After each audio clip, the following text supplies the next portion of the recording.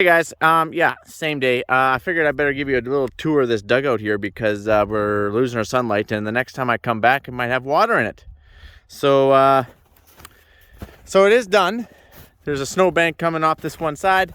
It is 60 wide from top to top, these two stakes, and it goes to about 100 long from top to top. Now, the sides do come right in like that.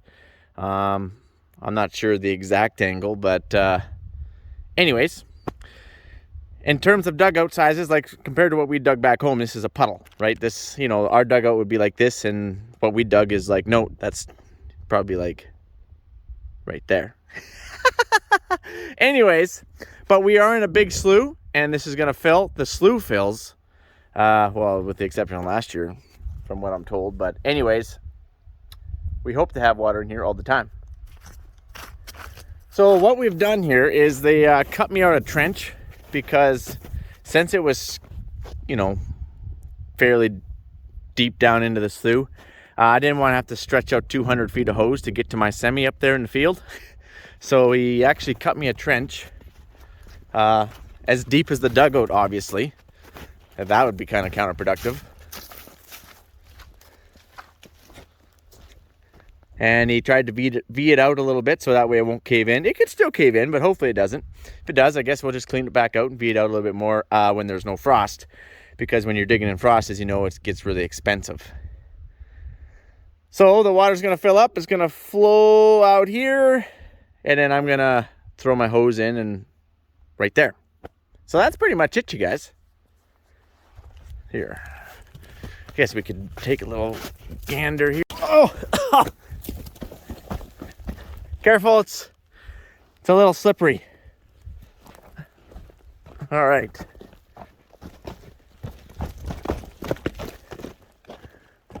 All right. This is the hole. This is our first little bit of water, you guys. This is it. This is like when you seed and you put the crop in the ground, or the seed in the ground, I should say, and it sprouts. Our water has sprouted, you guys.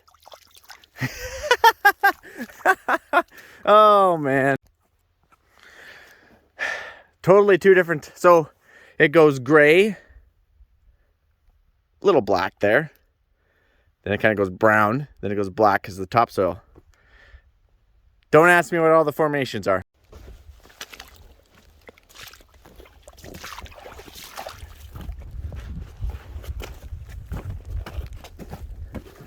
Okay, well, you guys pretty much got it figured.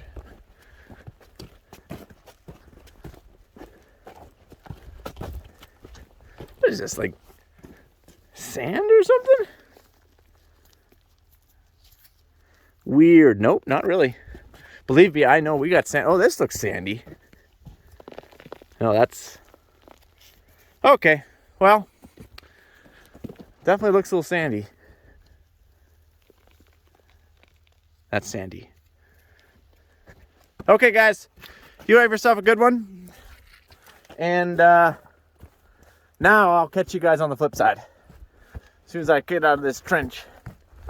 Oh, I should show you the pad. I gotta show you the pad. Hold on, guys, hold on. Okay, so get up top here. Oh, hold on. Whew. I'm out of shape. Okay, here we go. So as you know, the field is up here. Actually, the field would be over here. Now I'm huffing and puffing. And they built a pad. So that way we can drive out here or put tanks out here. Might not be this spring because it's going to be pretty soft. But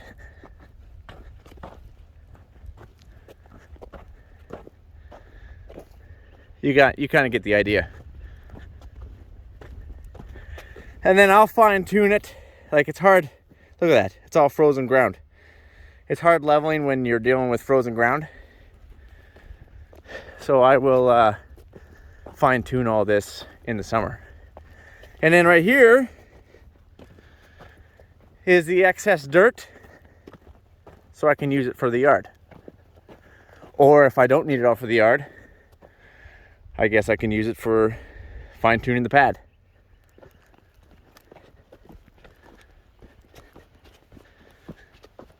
So it's nice and round. That way I can come up with the scraper and grab it and then take it and haul it away. That's the reason why it's all been leveled. All right, guys. Now you know. Now you've seen it. Looks pretty good. Pretty happy with it. Thanks, guys, for digging it and pushing it. Arden and Ben, you guys are awesome. We got a lot of snow to go in that dugout. Oh, heck, there's a lot of snow everywhere. Okay, now we're out of here. See ya. Adios. Oh yeah, we should do a dugout update. So yeah, they're done the dugout. You can see all this water is running toward the dugout. It's a sloppy day. Let's get out and take a look. So here's the pile. They nicely rounded off so I can get up there with a scraper. And then the field actually went down like this and they built me a pad. So the dugout's actually over there. So let's get out and take a peek. So it's sloppy. It's like pulling those trucks in. It's actually end of day now, so it's even muddier. So here's the pad. And you got to remember, when they were doing this, as you know, it was like minus 28 degrees plus wind chill or something like that. So it's stinking cold. So all these lumps and stuff, you can't hardly fine tune like that, right? And that's fine. That's fine. So today is like, I don't know, it's March 20th or 21st or something like that. We just did the trucks here the other day. So we've maybe lost a little bit more snow since the last time you guys have seen this. But this is what we're looking at. So there's all the snow that they pushed up. All the snow is definitely sinking and settling. They built me a pad out over here. It's hard to tell. It's about 5:30 p.m. Our days are getting longer because the sun is still up, but the sun is definitely starting to go down. So we're gonna try and make this quick. So I'm standing on the pad they're building. I don't know where this water is going. Oh man. It's definitely going to be compromising this pad because it's going underneath and probably coming out the bottom somewhere. But that's fine. I didn't intend, we knew that going into this, that this was not something we were going to be able to, it was going to do a lot of settling, right? It's going to sink down, settle. That water is going in and it's coming out somewhere else. But that's understandable. So here it is. Actually, I'm going to get on the other side because all you see is my shadow. So I'm going to kind of get on the other side. So they, oh, we got water going in here. We got water.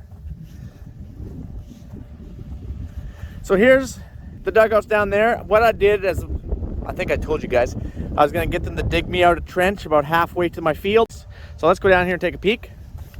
I can hear that water coming in. That's awesome.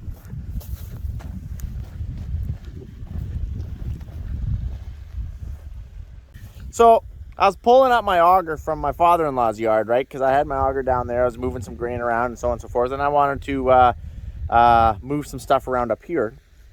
No big deal. Hook up my auger to my truck. Head up to here. Throw my hopper in the back of my truck. Get up here. Realize that the hopper is no longer in the back of my truck. So I'm like, shoot! Dang it! I don't know where I lost it. So I unhooked my auger here. And I retraced my route that I went, and it's a great big orange hopper, as you know. It's great big. It's about this big. It's meant for a 10-inch auger. No hopper. I lost that hopper. It would have fell out in the ditch or on the side of the road, and somebody came and picked that thing up. They're like, "Oh, new hopper." Makes me sad. Whoever did that makes me sad. Go buy a new one.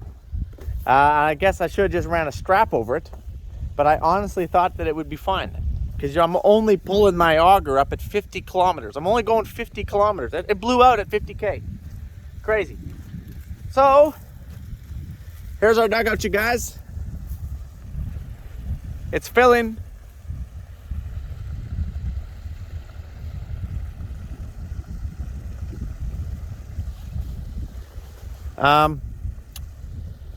If you're new to joining us, it's like 60 wide from top to top, 80 long from top to top, and then obviously the sides cut it in. I think it's like 14, 16 feet deep, something like that. And then the trench is the same depth to get the water out. It's a little bit oblonged right here This is a little bit wider and kind of cuts across, leaves a little bit right there, but you know, you can't do a perfect job when you're digging in frost. So I'm really happy with the job that is done. It looks awesome. I'm happy with it. This is about the size that I wanted. It's not very big, but it's all I need because, again, we're in the middle of a big slough down here, okay? So typically this slough would have like 3 feet, 4 feet of water in it.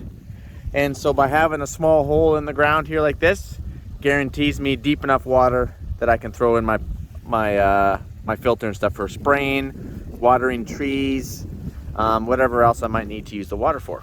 See? This is the slough bottom. Looks like the Kalahari Desert. Actually, this looks like back home. Except there's no snow.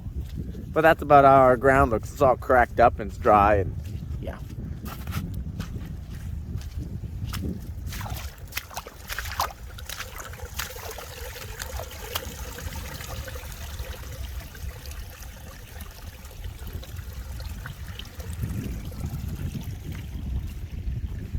Oh, the geese are coming back.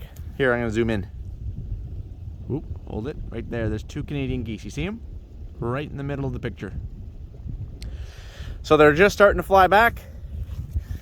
They're probably like, holy crap, there's still lots of snow up here. They're probably, if I were them, I'd turn back around and go back to Montana. At least there's no snow. I think they're seeding down there in the southern parts of Montana. At least that's what I hear. It's gonna be a while before we start seeding. Even at the South Farm, it's gonna be a while before we start seeding. So yeah, that's the dugout, you guys. We're done. They're out. You can see how they built the pad up because it did drop down like this. I'm happy with it. Looks good. They did an awesome job. Thanks, guys. By the time all that snow melts, our dugout is definitely going to be full. I predict there to be about 1 foot of water in this slough, give or take. I don't really know where the water is coming out of here, but it must be coming out of here somewhere, right? Because it's going into this pad. Where it goes in, it must come out. Right, I'm back. I forgot to answer some of your guys' questions. I know there's quite a few questions like, Mike, why the heck would you dig this thing and spend probably twice as much money digging it in frozen dirt? Why didn't you dig it last summer? Why didn't you dig it last fall? Why didn't you dig it last spring? Why didn't you dig it when there was no frost in the ground? Why did you have to wait to the coldest spell in the winter? Really good question, and I've explained that before a couple times. It just didn't work out for our schedule, my schedule, everyone's schedule to get it done in the fall. Summer wasn't an option. It actually wasn't even on the radar during the summer. Fall became on the radar when we realized that water was becoming a bit of a shortage, even up here. Couldn't coordinate schedules, no big deal. Needed to get it done during the winter at some point before spring because the ground would still be froze even now, maybe not the top 6 inches, but it would still be froze, we'd still be digging on it. And I don't want to dig in the mud. They don't want to dig in the mud. Obviously, you have to have it dug before it fills up, right? Right, you get one shot. I was told that this particular slough, of course, I haven't been up here very long, right? So this particular slough has only been dry maybe one other time. It's very rare that this slough is ever dry.